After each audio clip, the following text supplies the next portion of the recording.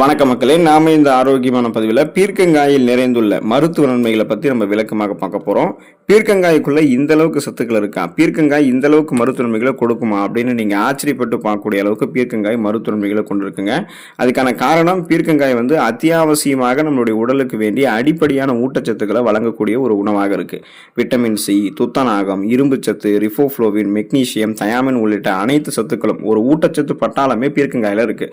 So பீர்க்கங்காயை நம்ம எடுத்துக்கொள்ளும் போது நீர் சத்து நிரம்பிய உடல்ல ஆரம்பிச்சு நம்மளுடைய உடல் எடைய பக்க விளைவுகளே இல்லாமல் ஆரோக்கியமான முறையில் குறைக்கிறது வரைக்கும் பல்வேறு விதமான மருத்துவமைகளை எப்படி நமக்கு கொடுக்குது அப்படின்றத நம்ம விளக்கமாக பார்ப்போம். அதை பற்றி பார்க்கறதுக்கு முன்னாடி இந்த வீடியோவுக்கு மட்டும் ஒரு லைக்கை கொடுத்துட்டு இந்த தகவலை உங்களுக்கு தெரிஞ்சவங்களுக்கும் ஷேர் பண்ணிடுங்க. ஏன்னா இது அவங்களுக்கும் பயனுள்ளதாக இருக்கக்கூடிய ஒரு ஆரோக்கியமான பதிவு தான். இது போன்ற அப்டேட்ஸ்களை நீங்கள் தொடர்ந்து பார்க்கறதுக்கு நம்மளுடைய ஹெல்த் நியூஸ் தமிழ் சேனலை மறக்காம சப்ஸ்கிரைப் பண்ணி வச்சுக்கோங்க. பக்கத்தில் இருக்கக்கூடிய பெல் பட்டனையும் கிளிக் பண்ணி ஆல் அப்படின்ற ஆப்ஷனையும் செட் பண்ணி வச்சுக்கிட்டீங்க அப்படின்னா நாங்கள் போடக்கூடிய எல்லா அப்டேட்ஸும் உங்களுக்கு நோட்டிஃபிகேஷன் அடிக்கடி வந்து சேரும். சரிவாங்க மக்களே, இப்போ வீடியோக்குள்ளே போயிடலாம். நம்முடைய உடல் எடையை எந்த விதமான பக்க விளைவுகளும் இல்லாமல் ஆரோக்கியமான முறையில் குறைக்கிறதுக்கு, அந்த உடல் எடை இழப்பை ஊக்குவிக்கிறதுக்கு எல்லாமே தொடர்ந்து பீர்க்கங்காயை நம்ம டயட்டில் ஆட் பண்ணலாம். பீர்க்கங்காயில் ஏற்கனவே குறைந்த கலோரிகள் காணப்படுது. இப்போ நம்மளுடைய உடல் எடையை குறைக்கணும் அப்படின்னாலே நம்ம அதிக கலோரிகள் நிறைந்திருக்கக்கூடிய உணவுகள் எல்லாம் எடுத்துக்கொள்ளக்கூடாது. அப்படி சாப்பிட்டோம்னா உடல் எடை இன்னும் அதிகமாகுமே தவிர குறையாது. நாம் குறைந்த கலோரிகள் இருக்கக்கூடிய உணவுகள் எடுத்துக்கொண்டு பசியை கட்டுப்படுத்தி தான் உடல் எடையை குறைக்கணும். ஸோ அந்த வகையில் பீர்க்கங்காய் ஒரு சிறந்த உணவாக இருக்கும். பீர்க்கங்காயில் ஃபைபர் என்று சொல்லக்கூடிய நார் சத்து அதிக அளவில் காணப்படுது. கொழுப்பை சரியாக ஜீரணித்து உறிஞ்சக்கூடிய உணவு இழைகள் பீர்க்கங்காயில் இருக்கு. மேலும் இதை நம்ம சாப்பிடும்போது வயிறு நிரம்பிய ஒரு எண்ணம், அந்த ஒரு ஃபீல் தோன்றதால உணவுகளையே சாப்பிட்டு முடிச்ச ஒரு சாட்டிஸ்ஃபேக்ஷன் இருக்கும்.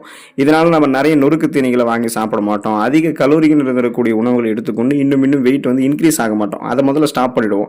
கண்ட உணவுகளை சாப்பிட்டு உடல் எடையை அதிகரிக்காம பீர்க்கங்காயெல்லாம் எடுத்துக்கொண்டு பசியை கட்டுப்படுத்தி ஏற்கனவே நம்மளுடைய உடலில் இருக்கக்கூடிய கொழுப்புகளை பீர்க்கங்காயில் இருக்கக்கூடிய ஊட்டச்சத்துக்களை கொண்டு நம்ம கரைத்து நமக்கு வேண்டிய ஆற்றலாக மாற்றிக்கொள்ளலாம். அதாவது பார்த்தீங்கன்னா நல்ல அந்த கொழுப்புகள் எல்லாமே உங்களுக்கு பார்த்தீங்கன்னா கரைக்கப்பட்டு உங்களுக்கு வேண்டிய எனர்ஜியாக ஆற்றலாக கன்வெர்ட் ஆகிடும், எரிக்கப்பட்டுரும். இதனால தொப்பை, தேவையில்லாத தசைப்பிடிப்பு, கொழுப்புகள் எதுவுமே உங்களுடைய உடல் இருக்காது. கனக்கச்சிதமான கட்டுப்பாடான உடல் அமைப்பை உங்களுக்கு பீர்க்கங்காய் டயட்டில் நீங்கள் ஆட் பண்ணீங்கன்னா உங்களுக்கு கொடுக்குங்க. ரத்தத்தில் இருக்கக்கூடிய சர்க்கரையினோட அளவை கட்டுப்படுத்திக்கிறதுக்கு, சுருக்கமாக சொல்லணும்னா சுகர் பிரச்சனையிலிருந்து விடுபடுவதற்கு பீர்க்கங்காயை எடுத்துக்கலாம். இதுக்கான காரணம் என்னன்னா, ரத்த சர்க்கரையினுடைய அளவை கட்டுப்பாட்டுக்குள்ள வைக்கிறதுக்கு பீர்க்கங்காயில் இருக்கக்கூடிய பெப்டைடுகள் மற்றும் அல்கலைடுகள் ஹெல்ப் பண்ணுது. ஸோ இது எப்படி ஹெல்ப் பண்ணுதுன்னு பார்த்தீங்கன்னா, நம்முடைய மெட்டபாலிசம், அந்த வளர்ச்சிதை மாற்றத்தை இந்த ஊட்டச்சத்துக்கள் துரிதப்படுத்துது, ரொம்ப ஃபாஸ்ட் பண்ணுது. இதனால நமது ரத்த சர்க்கரை மற்றும் இன்சுலினுடைய உற்பத்தியை இது கட்டுப்படுத்துது. ஸோ இது உடல்ல சர்க்கரையை முறையாக சுரக்கிறதுக்கும் உறிஞ்சுவதற்கும் ஹெல்ப் பண்ணுது. அதாவது போதுமான அளவுக்கு தான் நமக்கு இருக்கும். அதிகப்படியாக நம்மளுடைய ரத்தத்தில் சர்க்கரையினுடைய அளவு இருக்கு அப்படின்னா அதை கட்டுப்படுத்திடும். இன்சுலின் சென்சிட்டிவிட்டி, இன்சுலினுடைய உணர்திறனை மேம்படுத்தி ரத்தத்தில் உள்ள சர்க்கரையினுடைய அளவை, ரத்தத்தில் அதிகரிக்கக்கூடிய சர்க்கரையினுடைய அளவை கட்டுப்படுத்தி நாளடைவில் அந்த சுகர் ப்ராப்ளத்திலிருந்து நம்ம விடுபட வைக்கிறதுக்கு பீர்க்கங்காய் மிகவும் உதவிகரமாக இருக்கும். ஒருவேளை உங்களுக்கு சுகர் ப்ராப்ளம் இல்லை, வரும் காலங்களில் ஃபியூச்சரில் உங்களுக்கு நீங்கள் சுகர் ப்ராப்ளம் வரக்கூடாது, அப்போதும் ஆரோக்கியமாக இருக்கும்னு நினைக்கிறீங்கன்னா இப்போ இருந்து பீர்க்கங்காய் உங்களுடைய உணவுகளை கட்டாயமாக நீங்கள் சேர்த்துக்கொள்ளணும். நோய் எதிர்ப்பு சக்தி திறனை அதிகரிக்கக்கூடியது பீர்க்கங்காய்ங்க. கண் தொற்று, கல்லீரல் தொற்று அல்லது வயிற்று தொற்று போன்றவை பிரச்சனைகள் எல்லாம் அடிக்கடி நமக்கு ஏற்படும். இதுக்கு முக்கிய காரணம் என்னன்னா, நாம நோய் எதிர்ப்பு சக்தி பலவீனமாக இருக்கிறது தான். ஆனால் பீர்க்கங்காயில் இருக்கக்கூடிய தாதுக்கள், விட்டமின் சி, இரும்புச்சத்து, மெக்னீசியம், தயாமின், ரிஃபோஃப்ளோவின் மற்றும் துத்தநாகம் போன்றவை நம்முடைய நோய் எதிர்ப்பு சக்தியை அதிகரிக்கிறதுக்கு பயன்படுகிறது. இது அலர்ச்சியை குறைக்கக்கூடிய பண்புகளையுமே கொண்டிருக்கு. ஸோ நமக்கு பார்த்தீங்கன்னா ஃப்ரீ ரேடிக்கல்ஸ் என்று சொல்லக்கூடிய தீங்கு விளைவிக்கக்கூடிய செல்களை எதிர்த்து போராடி எந்த விதமான தொற்று நோய்களுமே நமக்கு ஏற்படாமல் பாதுகாத்துக் கொள்வதற்கும், நமக்கு இருக்கக்கூடிய சாதாரணமான நோய்களான சளி, காய்ச்சல், இருமல், தலைவலி இந்த மாதிரி பிரச்சனைகளை குணப்படுத்திக்கிறதுக்கும், சீசனெல்லாம் புதுசாக அட்டாக் ஆகக்கூடிய பாக்டீரியா, வைரஸ் போன்ற பருவகால தொற்று வியாதிகள், சீசன் சேஞ்ச் ஆகிறதுல ஏற்படக்கூடிய நுண்ணுயிர் தொற்று வியாதிகள், இன்ஃபெக்ஷன்ஸ் எதுவும் ஏற்படாமல் பராமரிக்கிறதுக்கும், இந்த மாதிரி டெங்கு, டைஃபாய்டு இது மாதிரி ப்ராப்ளம் எதுவுமே நமக்கு வராமல் இருக்கிறதுக்குமே தொடர்ந்து நம்ம பீர்க்கங்காயை எடுத்துக்கொள்ளலாம்.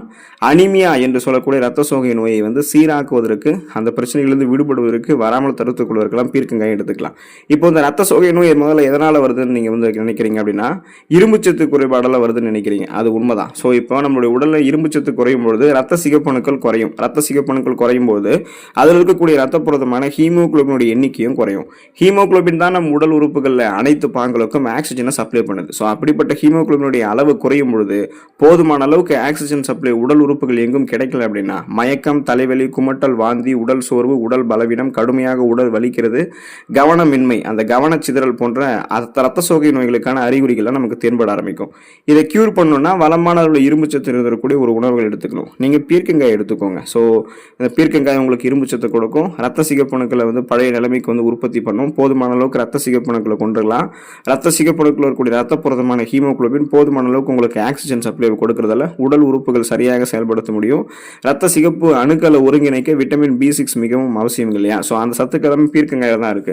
இரும்பு சத்தோடு சேர்த்து விட்டமின் B6 பெறுவதால் நீங்கள் ரத்த சோகை நோயை குணமும் கொள்ளலாம், மீண்டும் வராமல் தடுத்துக் கொள்ளலாம். ஸோ தொடர்ந்து நீங்கள் என்ன பண்ணணும் அப்படின்னா பீர்க்கங்காய் உங்களுடைய உணவுகள் எடுத்துக்கொள்ளுங்க. ஆரோக்கியமாக இருக்கக்கூடிய அந்த வாய்ப்பை பெறுங்க. ஆரோக்கியமாக இருக்க பழகிக்கோங்க. உடல் ஆரோக்கியத்தை பராமரித்துக் கொள்ளுங்கள். அடுத்த ஆரோக்கியமான பதிவில் மறக்காம சந்திப்போம். நன்றி மக்களே.